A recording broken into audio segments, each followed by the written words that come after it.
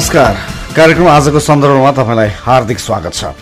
कार्यक्रमको साथमा उपस्थित छु म सञ्जीव र यति बेला प्राविधिक मित्र हुनुहुन्छ अनिशजी। कार्यक्रम आजको सन्दर्भ image FM 97.9, image news FM 103.6 मेगाहर्जका साथै मुलुकभरका अन्य विभिन्न एफएम रेडियो स्टेशनबाट पनि यो कार्यक्रम यति बेला तपाईले प्रत्यक्ष रूपमा सुन्न सक्नुहुनेछ। कार्यक्रम आजको सन्दर्भमा हामीले समय सान्दर्भिक विषय प्रसंगलाई आधार मानेर हाम्रा अतिथिसँग कुराकानी गर्ने गरेका छौं र आजको विषय प्रसंग हामीले उठाउन लागिरहेका छौं। मुलुकमा राजनीतिक परिवर्तन पटक पटक भए हामीले 7 सालदेखिकै हामीले स्मरण गर्न सक्छौं। 46-47 पछि पनि धेरै खालका राजनीतिक कालखण्डहरू आए, विभिन्न किसिमका शासन व्यवस्था प्रणालीहरू आए। यति बेला हामी संघीय लोकतान्त्रिक गणतन्त्रमा आइपुगेका छौं, संघीय शासन व्यवस्था प्रणालीमा आइपुगेका छौं, प्रदेश सरकारहरू रहेका छन्। यी सारा राजनीतिक परिवर्तनहरूका बावजुद अहिले पनि देशमा आम सर्वसाधारणले राहत पाउन सकेका छैनन्। आखिर किन भन्ने प्रश्नहरू आउँदाखेरि यति बेला भन्न थालिएको छ, यति बेला आवाज उठ्न थालेको छ, अब राजनीतिक परिवर्तनका लागि जे जस्ता आन्दोलन र अभियानहरू भए, अब कुशासन र भ्रष्टाचारको विरुद्धमा सशक्त रूपमा अब एउटा अभियान नेपालमा नछेडिकिन अब यो मुलुक ठीकठाक ढंगले चल्नेवाला छैन, सबै नेपाली जनताले राहत पाउनेवाला छैनन्, देशको कल्याण हुनेवाला छैन भन्ने खालका आवाजहरू यति बेला उठ्न थालिरहेका छन्। वास्तवमा हाम्रो मुलुकमा यति बेला क्रमिक रूपमा विकसित हुँदै हुँदै हुँदै हुँदै गएर यति बेला कुशासन र भ्रष्टाचारले आफ्नो जरा गाड्दै गएको हो त। आज हामी यिनै विषय प्रसंगलाई आधार मानेर आजको कार्यक्रम, आजको सन्दर्भमा आज हामी कुराकानी र चर्चा गर्नेछौं। र यति बेला हामीसँग कुराकानीका लागि हुनुहुन्छ विश्लेषक प्राध्यापक डाक्टर सुरेन्द्र केसी। डाक्टर केसी यति बेला हामीसँग टेलिफोन लाइनमा हुनुहुन्छ, उहाँलाई म स्वागत गर्छु। डाक्टर केसी, हजुर, यहाँलाई कार्यक्रममा स्वागत छ। हवस्, धन्यवाद। डाक्टर केसी, मैले अलिकता अहिले पनि भूमिका बाँधे। मुलुकमा धेरै किसिमका राजनीतिक परिवर्तन भए हैन, राजनीतिक परिवर्तनका लागि बन्दुक पनि उठे नि हाम्रो मुलुकमा हैन। तर अहिले पनि कुशासन र भ्रष्टाचारको विरुद्धमा अहिलेसम्म हामीले सशक्त रूपमा अभियान गरेको त्यस्तो खालको अभियान हामीले अहिले पनि हाम्रो मुलुकमा देखेका छैनौं अहिलेसम्म। र साँच्चै जर्जर हुँदै गएको अथवा घटनाक्रमले विकसित हुँदै हुँदै हुँदै हुँदै हुँदै यति बेला चाहिँ कुशासन र भ्रष्टाचारले जरो गाड्न थाल्यो भन्ने खालका चिन्ता चिन्तनहरू भद्र भलाद्मीहरूले यति बेला देशको र जनताको विषयमा धेरै ख्याल राख्नेहरूले अहिले गर्न थालेका छन्। डाक्टर केसी, तपाईँ के भन्नुहुन्छ यो विषयमा? अब यो मूलत भ्रष्ट समाज हो हाम्रो। अब भ्रष्ट समाजमा भ्रष्टाचार हुनु अनौठो होइन, तर अब त्यसलाई एउटा ठुलो नेताले एउटा नयाँ डाइमेन्सन दिउँ भन्दाखेरि विश्वमा त्यस्ता खालका दृष्टान्तहरू नभएका पनि होइनन्। दुर्भाग्य, अब अघि तपाईँले बन्दुक उठाएको कुरा गर्नुभयो, त्यो बन्दुक नै सुशासन र समृद्धिको लागि, मुलुकको स्वाधीनताको लागि नभइकन यो मुलुकको मूल्य मान्यता सिद्ध्याउने र मुलुकै सिद्ध्याउने तर्फ उद्धत भन्ने देखिएपछि अनि यो भ्रष्टाचार विरोधी कुराले पनि नयाँ मूल्य स्थापित गर्न नसकेको, पुरानै मूल्यले गर्दा भ्रष्ट समाजको मैले देख्दा यो स्वाभाविक छ। डाक्टर केसी, भनेपछि यति बेला हामीले भ्रष्टाचारलाई यसो मनन गर्ने हो भने हरेक क्षेत्रमा भ्रष्टाचार हावी भएर हरेक सेक्टरमा चाहिँ भ्रष्टाचारको माध्यमबाट खरिद बिक्री हुन सक्ने अवस्था त पुगिसक्यो नि हाम्रो देशमा अहिले हैन। कसरी एनालाइसिस गर्नुहुन्छ यहाँले? हैन, समाज नै त्यो भइसकेपछि विराटनगरमा एउटा उपसचिवले भन्यो नि त, म मुनिको साइकल, म मुनिको पिउन गाडी चढेर हिँड्छ, मलाई साइकल किन्ने पैसा छैन भन्छ। अब त्यो सत्य कुरा के हो भने भन्सारमा काम गर्ने पिउन नै छ भने पनि उसको दिनको 20-30 हजार रुपियाँ चाहिँ व्हाइट इन्कम हुन्छ। त्यहाँ पिउनको कुरा भयो यो। अब मन्त्रीको त कति हुन्छ होला माथि। अब तपाईँ लेखा समितिको रिपोर्ट हेरिहाल्नुभयो, आखिरी मन्त्रीलाई उन्मुक्ति दिने, सचिव र एमडीलाई मात्रै कारबाहीको दायरामा ल्याउने भन्ने भयो। आँखाको अगाडि 4 अरबको डकैतीको शैलीमा भ्रष्टाचार भएको छ। प्रधानमन्त्री त्यसलाई उल्टो बचाउ गरेर हिँड्नुहुन्छ, कारबाहीको कुरा हुनै सक्दैन। अदालत त्यो चिजलाई क्लिन चिट दिने ठाउँमा बसिरहेको हुन्छ, किन न्यायाधीशका पदहरू नै बजारमा किन्न पाइन्छन्। अब लक्की शेर्पाको प्रकरण तपाईँले आज सुनिहाल्नुभयो। मैले 20 वर्ष अगाडि यो कुरा थाहा पाएको थिएँ कि नेपालका राजदूत पदहरू बिक्रीमा हुन्छन् भनेर।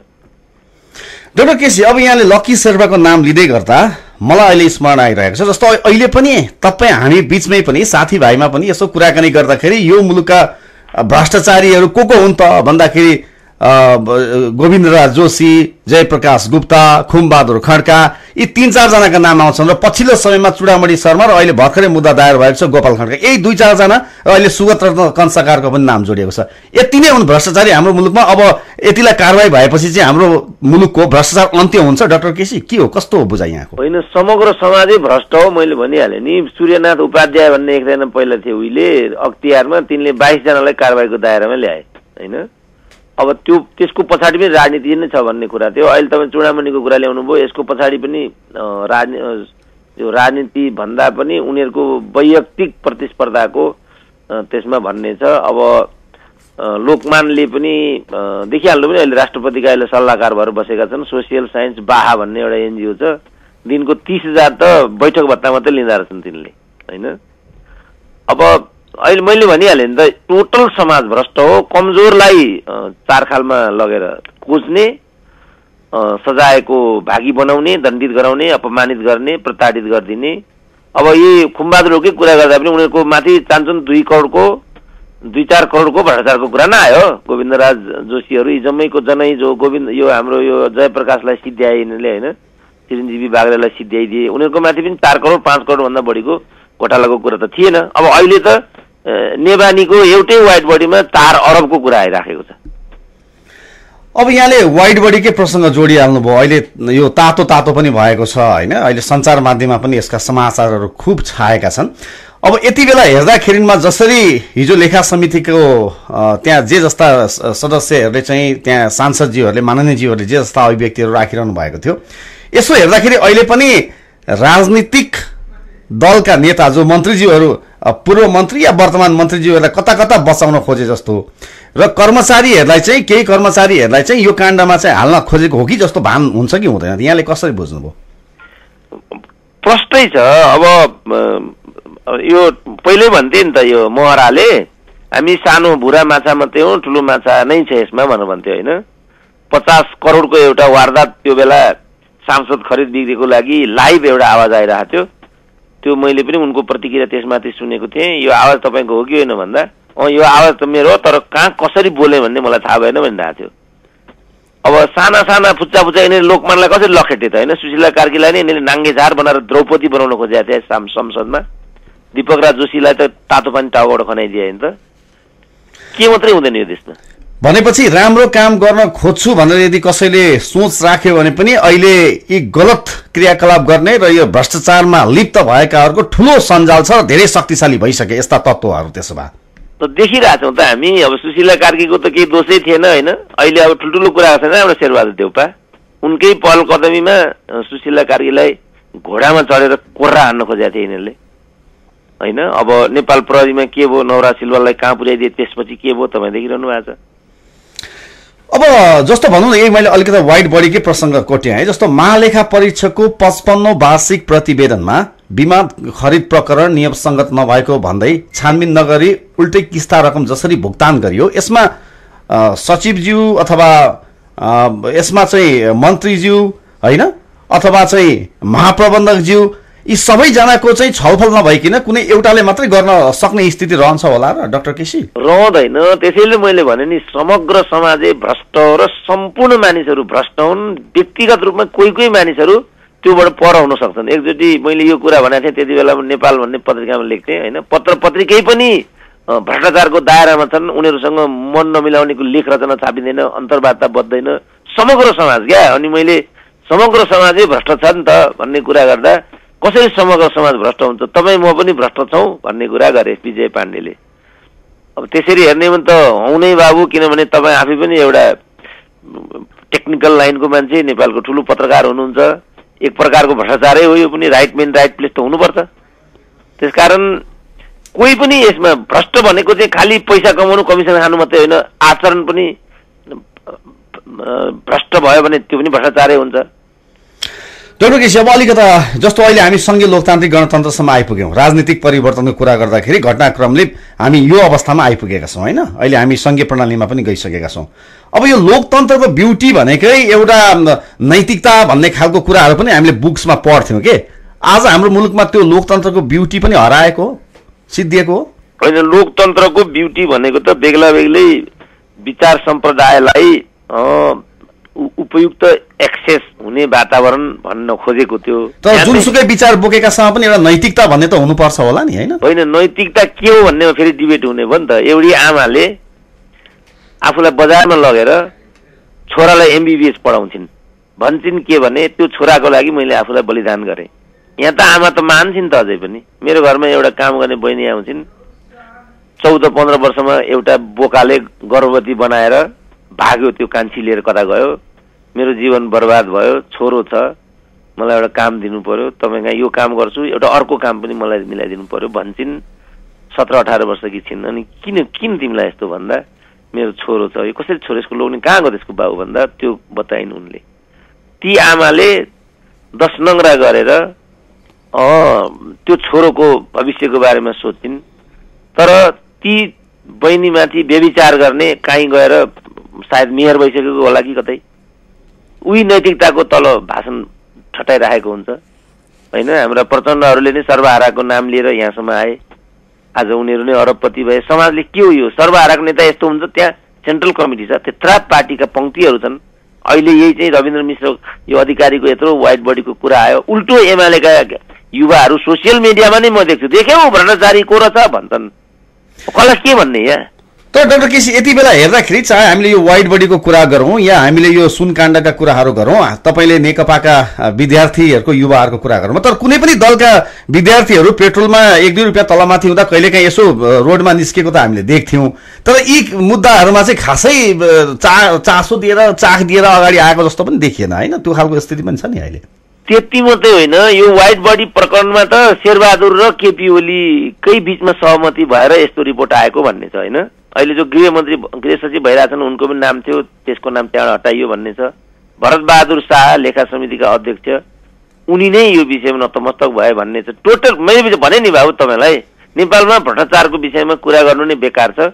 समग्र समाज भ्रष्ट हो, समग्र मानिसहरू भ्रष्टाचारको एउटा दुर्गन्धले चाहिँ पोतिएका छन्। यो कुरा गर्यो भनेदेखि उल्टो यो कुरा गर्नेहरू कारबाहीको अनेक प्रपञ्च लगाएर चाहिँ सिद्ध्याइदिने षड्यन्त्र हुने डर म देख्छु। यो विषय नै मैले देख्दाखेरि गजबको छ। भनेपछि अहिले वाइट बडीमा पनि कृष्ण प्रसाद देवकोटा, सुगत रत्न कंसाकार र शङ्कर प्रसाद अधिकारी मुख्य दोषीको रूपमा अगाडि आए। त्यो पनि अब अदालतमा जान्छ, होइन? अब अख्तियारमा जान्छ, निलम्बनमा पर्छन्, त्यसपछि विशेषमा जान्छ, अनि विशेषमा जान्छ, प्रोसिड गरिदिन्छ, अदालतमा जान्छ, त्यहाँ यत्रो दाँत मुख बाएर बसिराखेका छन्। क्लिन चिट रामचन्द्रले पहिल्यै भनेको छ नि, सर्वोच्चको काम नै नेपालमा अपराधीहरूलाई, भ्रष्टहरूलाई क्लिन चिट दिनु। बिचरा रामचन्द्रकै यिनीहरूले नाङ्गे जात देख्नु, रामचन्द्र के हाल भयो? 18 चोटि त प्रधानमन्त्री पदको लागि लडे। त्यहाँ कस्ता मान्छे यो देशमा प्रधानमन्त्री भए, तर आखिर जस्तै पनि रामचन्द्र अलिकति थोरै त छ नि त बिचरा। ल हेर्नु के हाल बनाइदिए, पार्टीमा हराइदिए। किनभने नेपाली काङ्ग्रेसका महासमितिका प्रत्येक सदस्यले 30,000 रुपियाँ खाएर शेरबहादुरलाई जिताइदिएको भन्ने छ। अब हामी यहाँ तल भ्रष्टाचार निवारणको कुरा गरिरहेछौँ, बेकारको बहस हो नि यो। भनेपछि भ्रष्टाचार निवारण ऐन 2059 को पनि कुनै काम छैन हाम्रो मुलुकमा। त्यस्तो जहाँ पत्र गणतान्त्रिक संविधान आइसकेर त काम गरेर जाबो भ्रष्टाचार निवारण, त्यस्तो त त्यो त विषयले भएन नि अहिले त। डाक्टर साहब, अब यस्तो खालको स्थितिको यहाँले कुरा गर्नुभयो र अघि मैले केही व्यक्तिका नामहरू पनि लिएँ। अब यति मात्रै हाम्रो मुलुकका भ्रष्टाचारी छन् अथवा यिनीहरूलाई अब सजाय भएपछि चाहिँ हाम्रो मुलुकको करप्सन भ्रष्टाचार अन्त्य हुन्छ त भनेर अघि मैले प्रश्न पनि गरेँ यहाँलाई। अब हामीले सम्पत्ति छानबिन भन्ने पनि हुन्छ नि एउटा, त्यो कानुनले पनि संविधानले पनि राइट्स दिएको होला नि, होइन? यो विभिन्न तह तबकामा बस्ने मन्त्री, प्रधानमन्त्री, संवैधानिक अङ्गका प्रमुखहरू, पूर्व सचिव, अहिले त न्यायालय पनि चोखो छैन भनेर आइरहेको छ कुराहरू। हामीले यो सम्पत्ति छानबिन जसरी अहिले यो गोपाल खड्काको आइरहेको छ नि, यसै गरी अरूको पनि गर्दा के होला डाक्टर केसी, के भन्नुहुन्छ? त्यही अभियान गर्ने भनेर हाम्रा एकजना स्वागत नेपाल भन्ने युवा अधिवक्ता लागेका, तिनले एउटा कार्यक्रम गर्न खोजेको अरे यो पुतली सडक चोकमा। जुन स्थानमा त्यो कार्यक्रम गर्ने भनेको थियो त्यसलाई नै प्रहरीले धम्क्याएर यो कार्यक्रम गर्न दियो भनेदेखि हामी यहाँ छापा मार्छौँ भन्दै अरे। त्यो कार्यक्रम नै त्यहाँ हुन सकेन। पहिला लम्साल आयोग भन्ने एउटा थियो, अब सर्वोच्चका न्यायाधीश थिए, उसको वादीले, उसको छोराको वादीले हो क्यारे रेपको आरोप लागिरहेको थियो। भाइ यो भने नि यो विषयमा कुरा गर्नु बेकार हो यो देशमा। तर कुरै नगरी पनि हामीले टुलु पनि हेरेर बस्न सकिन नि डाक्टर केसी। तपाईँ यति गर्दैछौ नि, तर अब के हुन्छ होला, हामीलाई नै सडकमा हिँड्न दिने हुन् कि होइनन्। अब अहिले त 5,000 रुपियाँमा किलर पाउन थालियो। तपाईँ देखिरहनु भएको छ को कहाँ छ अहिले। के भइराखेको छ सबै देखिरहेछौँ त हामी। अब सम्पत्ति छानबिन गर्ने कानुनमा आधार छन्, त्यो टेकेर हामीले अगाडि बढ्न सक्छौँ, छानबिन गर्न सकिन्छ, तर त्यो आँट र त्यो वातावरण छैन भन्ने यहाँको बुझाइ हो। होइन होइन, यो प्रणाली हामीले व्यक्तिमा फलानोमा रविन्द्र अधिकारीमा होइन कि यो प्रणाली भनेकै यो वेस्टमिनिस्टरियल प्रणाली भनेको चाहिँ नैतिकता, सदाचार, जवाफदेहिता, पारदर्शितामा चल्ने प्रणाली हो। यो वेस्टमिनिस्टरियल प्रणाली हो। हामी त्यो इस्टर्न पार्ट अफ ग्लोबमा छौँ। वेस्टमिनिस्टरियल प्रणाली अवलम्बन गर्ने मुलुकको संस्कार संस्कृति र हाम्रो संस्कार संस्कृतिमा फरक छ। अच्युत कृष्ण खरेलले लेखेको त्यो किताब जहाँ चाहिँ प्रहरीका अधिकृतहरू तत्कालीन राजकुमारलाई श्रीमती चढाएर पदोन्नति लिन्थे भन्ने कुरा लेखिएको छ। पेज नम्बर 201 हो, यु क्यान नोट इट। म फेरि दोहोऱ्याएर भन्छु, 201 पेज नम्बरमा यो लेखेको छ। मैले यो कुरा भनेको अच्युत खरेलले मलाई स्याबासी दिलान् भनेको त त्यत्रो प्रोफेसर भएर सुरेन्द्र केसी मेरो यो कुरा गर्दै हिँड्दो रहेछ पो भन्दा रहेछन् त गाँठे। किताब लेख्ने त्यत्रो अधिकारी भएर किन सेनाको प्रमुखले पनि यही कुरा गरेछ, उनीहरूको गोपनीयताको त्यहाँ शपथ हुन्छ, यावत कुराहरू। किताब लेखेपछि त्यो त पब्लिक बजारको सम्पत्ति हो नि, त्यो त मान्छेको हुँदैन नि, अब पब्लिकको हुन्छ। त्यो पब्लिकले त्यो कुरा गर्यो भने त्यही माथि खनिने भनेपछि त कति भ्रष्ट छ त यो समाज। आफूले लेखेको कुराको ओनरसिप आफूले लिनु पर्दैन। त्यसकारण यति कुरा भइदिएको भए त अघि मैले भने एकजना वेस्ट मिनिस्टरले युकेमा एकजना मन्त्रीले चाहिँ हाउसमा 5 मिनट ढिलो आए, म 5 मिनट ढिलो आएँ, तपाईँलाई झन्झट भयो, आई एम टेन्डरिङ माई रिजिग्नेसन भनेर he resigns immediately.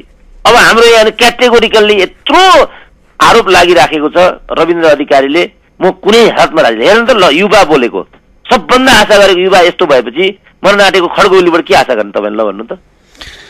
Doctor KC, भनिन्छ नि एउटा प्रणाली चुस्त दुरुस्त रूपमा चल्नका लागि सबै निकायहरू निकै बलिया हुनुपर्छ। आजको दिनमा नेपालमा हेर्दाखेरि निकायहरू बलिया छन् कि निष्क्रिय र निष्प्रभावी हुँदै गएका छन् तपाईँको बुझाइमा? यो त अस्ति एउटा लोकसेवा आयोगको सदस्यसँग मेरो एउटा पार्टीमा भेट भयो। तपाईँ बोलिरहनु भएको छ, सबै यो ज्ञानेन्द्रको लाइनमा बोलिरहनु भएको छ पो भनिदियो त उसले त गाँठे। अनि तिमीहरूले चाहिँ नरेन्द्र मोदीको लाइनमा बोल्दा हुने, लोकसेवालाई सिद्ध्याउँदा हुने, सम्पूर्ण संरचना सिद्ध्याउँदा हुने, हामीले ज्ञानेन्द्रको लाइनमा हिँड्नु नहुने, मैले यही भन्ने। त्यो मान्छे त डाक्टर साहबले के बोल्नु भएको थियो त्यति बेला? हजुर तपाईँसँग अहिले बोलिरहेको छु, उनीहरू यसलाई ज्ञानेन्द्रको लाइन भन्छन् बाबु। अहिले तपाईँ जति अन्तर्वार्ता दिनुहुन्छ यो ज्ञानेन्द्रको लाइन हो भन्दै उसले। तपाईँसँग जति पनि अहिले मैले बोलिरहेको छु यो ज्ञानेन्द्रको लाइन हो भनेर बुझ्छन् उनीहरू, जिम्मेवारीमा बसेका मान्छेहरू। अब अख्तियारमा जानुभयो भने त्यस्तै छ, कि नेताको स्वास्नी छ, कि नेताको साडु छ। लोकसेवामा जानुभयो त्यही छ। निर्वाचन आयोगमा अब रेशम चौधरीको कुरा गर्छन् नि, अघि मैले भने नि तल कुरा गर्ने होइन, यो त माथिबाट थाल्नुपर्छ। यसको इफेक्ट होइन, यसको कज हेर्नुपर्छ। अब रेशम चौधरी भन्छन्, रेशम चौधरीलाई त्यहाँ पुर्याउनु त निर्वाचन आयोग हो नि त। त्यति बेला नै उनी अभियुक्त थिए, उनको निवेदन लिएर आउने बित्तिकै यो त फरार अभियुक्त हो, यसलाई हामी खोजिरहेछौँ, यो मान्छे कहाँ छ, यसको निवेदन कहाँ लिएर आइस भन्नुपर्नेमा निर्वाचन आयोगलाई नै प्रयोग गरेर उनीहरूले रेशम चौधरीलाई माननीय बनाएर त्यहाँ पुर्याए।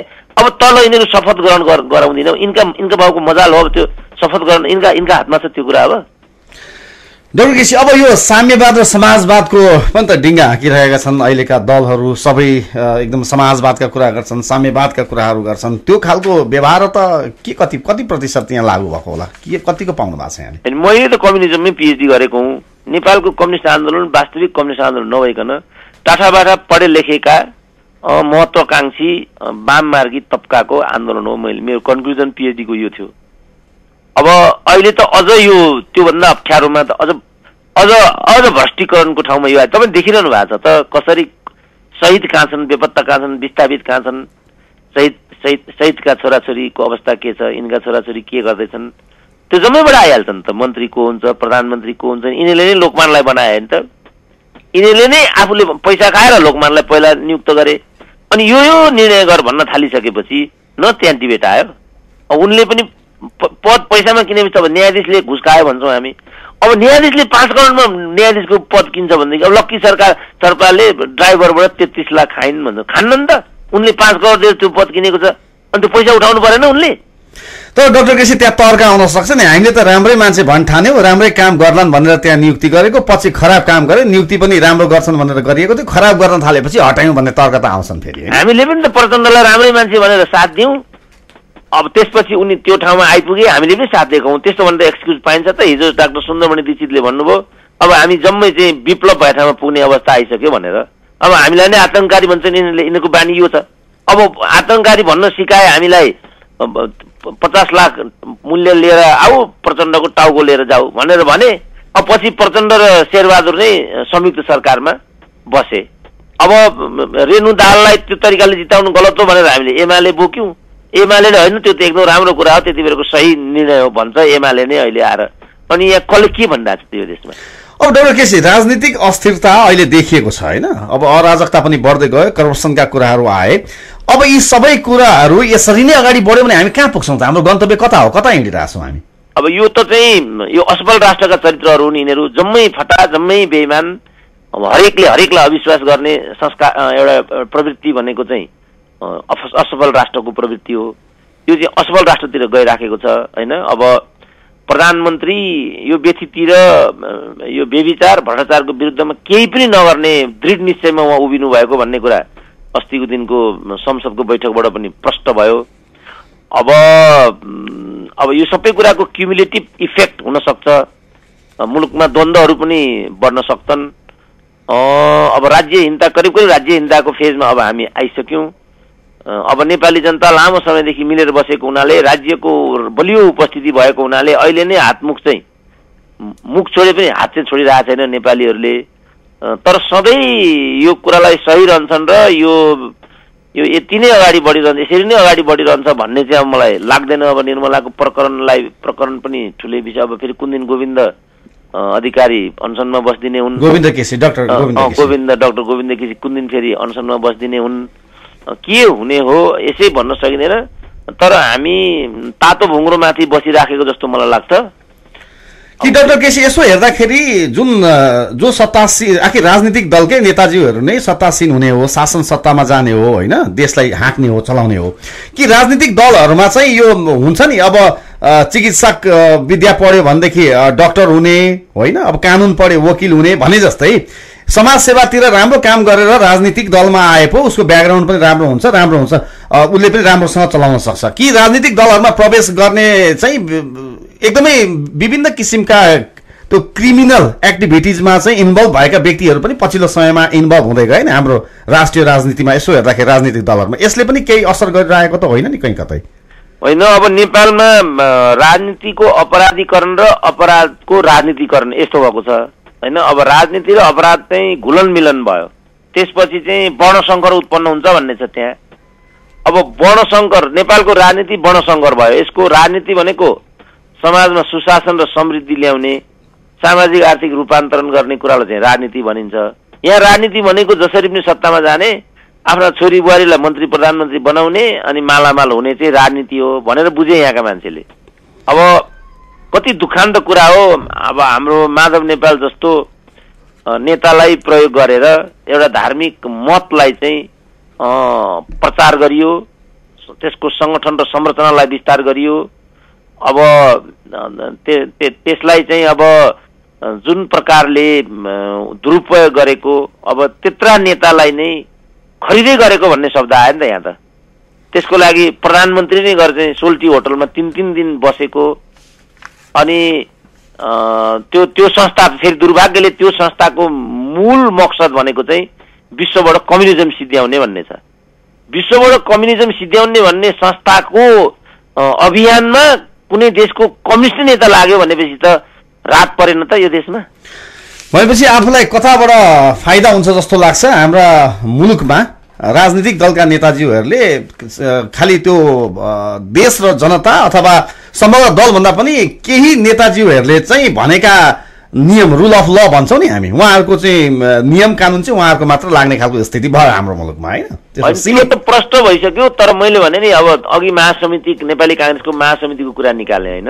अब नेपाल कम्युनिस्ट पार्टीका कार्यकर्ता सबैभन्दा चाहिँ समुन्नत सचेत एउटा पंक्ति हुन्छ भन्ने छ। आफ्नो नेताले त्यस्तो कुरा गरिरहेछ। अघि तपाईँले भन्नुभयो नारा जुलुस इत्यादि हुन्थ्यो होइन के होइन ऊ सोसियल मिडियामा अहिले पनि राखेको छ नवीना लामाहरूको अहिले पनि राखिरहेको छ 5 रुपियाँ तेलको मूल्य बढ्दा के हुन्थ्यो भनेर सब बन्द भयो नि त। हस् त डाक्टर केसी पछाडि ब्याकग्राउन्डमा म्युजिक बज्यो यहाँसँग कुराकानी गर्न अरू मन थियो समयले दिएन यहाँले हामीले समय दिनुभयो हामीसँग कुराकानी गरिदिनु भयो यहाँलाई धेरै धेरै धन्यवाद छ। फेरि कुरा होला उहाँ हुनुहुन्थ्यो विश्लेषक प्राध्यापक डाक्टर सुरेन्द्र केसी उहाँसँग हामीले कार्यक्रम आजको सन्दर्भमा कुराकानी गऱ्यौँ।